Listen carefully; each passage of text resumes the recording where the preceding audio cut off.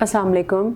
आज के सेशन में हम बात करेंगे सर्वाइकल सर्कलाज के बारे में, या बच्चेदानी के मुंह पर जो टांका लगाया जाता है उसके बारे में। सर्वाइकल सर्कलाज के बारे में बहुत से पेशेंट सवाल करते हैं कि डॉक्टर साहिबा ये क्यों लगाया जाता है, इसको लगाने से अबॉर्शन का रिस्क ख़त्म हो जाता है। हमें भी लगा दें क्योंकि हमारे पहली प्रेगनेंसीज़ में 3 या 4 अबॉर्शंस हो चुके हैं और ये हमारी जो नेक्स्ट प्रेगनेंसी है उसको अलाइव रखेगा या उसको ठीक रखेगा। तो आप हमें सर्वाइकल सर्कलाज लगा दें या बच्चेदानी के मुँह पर टांका लगा दें। इन सब सवालों के बाद आई थॉट कि मैं एक डिटेल्ड सेशन करूं जिसमें आपको सर्वाइकल सर्कलाज के बारे में बताऊं कि बेसिकली सर्वाइकल सर्कलाज क्या है, ये कब लगाया जाता है, ये क्यों लगाया जाता है और इसके बाद की केयर क्या है। सर्वाइकल सर्कलाज क्या है? सर्वाइकल सर्कलाज या बच्चेदानी के मुंह में टांका जो लगाया जाता है उसके बारे में बात करने से पहले आपको ये समझना बहुत ज़रूरी है कि बच्चेदानी यानी यूट्रस के 2 हिस्से होते हैं। एक हिस्सा जिसे यूट्राइन बॉडी कहा जाता है और दूसरा हिस्सा जिसे सर्विक्स कहा जाता है यानी बच्चेदानी का मुंह। बच्चेदानी के मुंह की अगर लेंथ छोटी हो जाए प्रेगनेंसी के दौरान तो उसको कॉम्पिटेंट करने के लिए या उसको कंट्रोल करने के लिए या इसको रिकवर करने के लिए एक स्टिच अप्लाई करते हैं जिसे सर्वाइकल सर्कलाज कहते हैं। हमें कैसे पता लगेगा कि वो कौन सा पेशेंट है जिसमें हमने सर्वाइकल सर्कलाज यूज़ करना है और वो कौन से पेशेंट्स हैं जिनमें इसको अवॉइड करना है?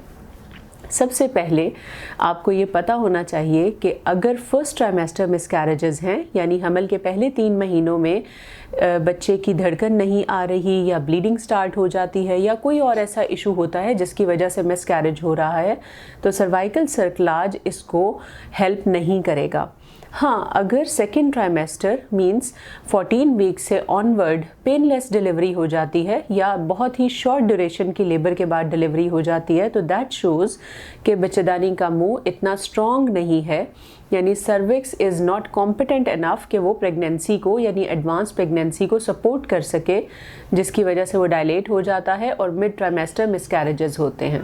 सो जब हम पेशेंट से हिस्ट्री लेते हैं तो ये देख लेते हैं कि अगर उसके मिड ट्राइमेस्टर मिसकैरेजेस की हिस्ट्री है तो ये पेशेंट एक कैंडिडेट है फॉर सर्वाइकल सर्कलाज। इसके अलावा अगर पेशेंट का पहले कोई सर्विक्स पे प्रोसीजर हुआ है, for example cervical cone biopsies हुई हुई हैं या बच्चे की बच्चेदानी के मुंह से कुछ टेस्ट लिए गए हैं, कुछ नमूने लिए गए हैं जिसकी वजह से उसका कुछ टिश्यू डेफिशिएंट है, या पिछली डिलीवरी के दौरान सर्वाइकल टीयर्स इतने ज़्यादा आए हैं कि वो प्रॉपरली हील नहीं हो पाए और ये सर्विक्स यानी बच्चेदानी का मुंह प्रॉपर वापस अपनी जगह पे नहीं बन पाया, तो that is again a reason जिसकी वजह से सर्वाइकल इनकॉम्पिटेंस डेवलप हो सकती है। बाज़ औक़ात कुछ केसेस में जेनेटिकली भी ये पॉसिबल होता है कि सर्विक्स जो है वो इनकॉम्पिटेंट है और इसकी कोई भी रीज़न मालूम नहीं होती। इसको हम पता कैसे लगवाएंगे कि सर्विक्स जो है वो अब इनकॉम्पिटेंट है और अब हमने सर्वाइकल स्टिच अप्लाई करना है? यूजुअली 12 to 16 वीक्स के दरमियान यानी 12 से 16 हफ्ते के दरमियान एक अल्ट्रासाउंड करवाया जाता है जिसके अंदर बच्चे की नकल ट्रांसलूसेंसी देखी जाती है और बच्चेदानी के मुंह का साइज़ यानी सर्विक्स का साइज़ चेक किया जाता है। अगर ये साइज़ 3 सेंटीमीटर से ज़्यादा है दैट मीन्स कि कोई भी ख़तरे वाली बात नहीं है, और अगर पिछली कोई ऐसी हिस्ट्री है जिसमें मिड ट्राइमेस्टर मिसकैरेजेस हैं या सर्विक्स की कोई भी सर्जरी हुई हुई है या पहले भी ऐसे इंसिडेंसेस हो चुके हैं, पहले इवैक्यूएशंस हो चुकी हुई हैं जिसमें सर्विक्स के डैमेज का ख़तरा है, तो ऐसी सूरत हाल में हम ये स्कैन रिपीट करवाते हैं 2 से 3 हफ्ते के बाद और दोबारा सर्विक्स की लेंथ को चेक कर लेते हैं। अब अगर सर्विक्स की लेंथ 2.5 सेंटीमीटर से 3 सेंटीमीटर के दरमियान आ जाती है तो ऐसी सूरत हाल में हम पेशेंट को सर्वाइकल स्टिच का एडवाइस कर देते हैं। सर्वाइकल स्टिच कैसे लगाया जाता है?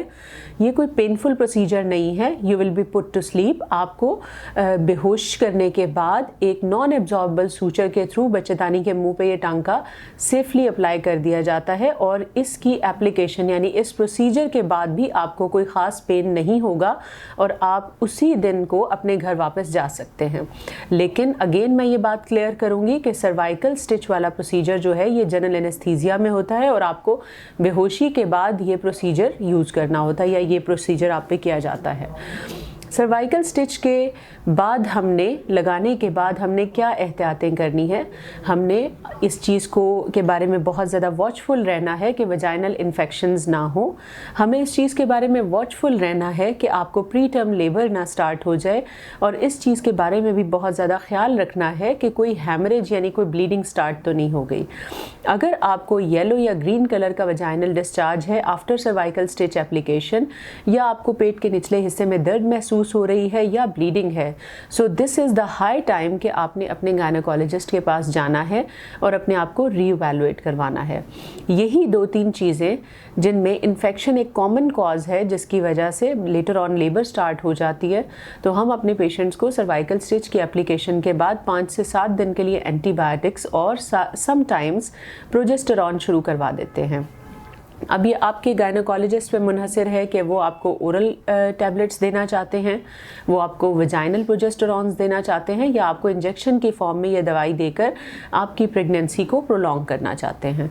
सो सर्वाइकल स्टिच एक ऐसा प्रोसीजर है जिसके थ्रू अगर मिड ट्राइमेस्टर मिसकैरेजेस की हिस्ट्री है और कोई ऐसे रिस्क फैक्टर्स हैं जिनकी वजह से सर्वाइकल सर्कलाज लगाना बहुत ज़रूरी है, तो इस केस में वो आपको एवेलुएट करने के बाद सर्वाइकल स्टिच अप्लाई करेंगे, और अप्लाई करने के बाद आपको अप्रोप्रिएट मेडिकेशंस देंगे ताकि आपकी प्रेगनेंसी प्रोलॉन्ग की जा सके और आप एक हेल्दी बेबी अपने साथ घर लेके जा सकें।